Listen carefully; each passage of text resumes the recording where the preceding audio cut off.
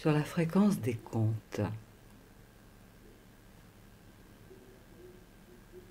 En ces temps anciens et reculés, s'apprêtait à s'offrir à l'amour un enfant millésimé, rouge de cœur pur, tendrement illustré de parfums délicats.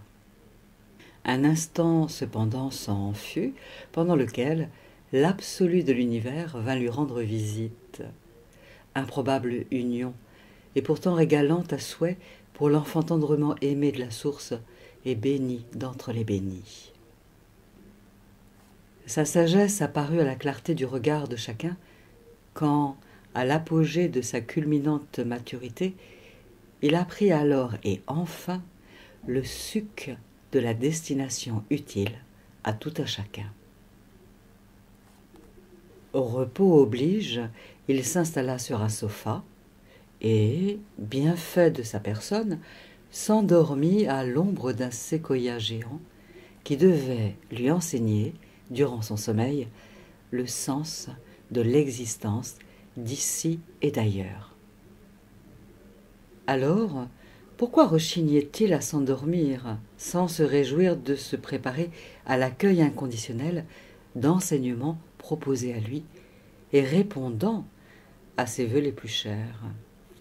Oui, car il attendait en fait le signal qui lui manquait, celui de l'attention de son maître bien-aimé.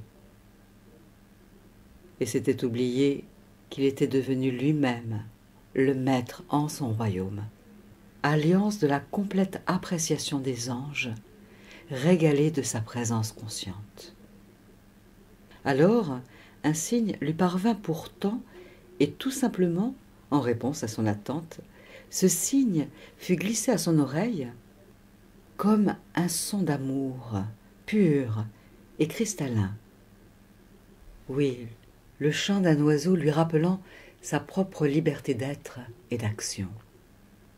À ces mots, ne tenant plus en place, remuant tant et bien que l'enfant, suspendu dans les airs, comme en suspension, comme sur un tapis volant invisible, s'envola vers les contrées paisibles où il lui fut enseigné les nobles vérités qu'il parvint à ingurgiter sans peine et qu'il nous offre désormais pour notre plus grand bien de nos quotidiens dans nos vies respectives. Et c'est à la paix des cœurs et des âmes qu'il se consacre, bénissant sur son passage chacun, chaque âme d'ici et d'ailleurs. Et c'est ainsi qu'à cet instant même, depuis et avec la source, il nous envoie ses tendres bénédictions et ses souhaits d'incarnation de nos ressources essentielles à nos tremplins de conscience. Il nous bénit, nous offre ses transports d'amour et glane avec nous de nouvelles perspectives sincèrement aidantes et pertinentes. Aimons-le, c'est tout ce qu'il nous demande en retour.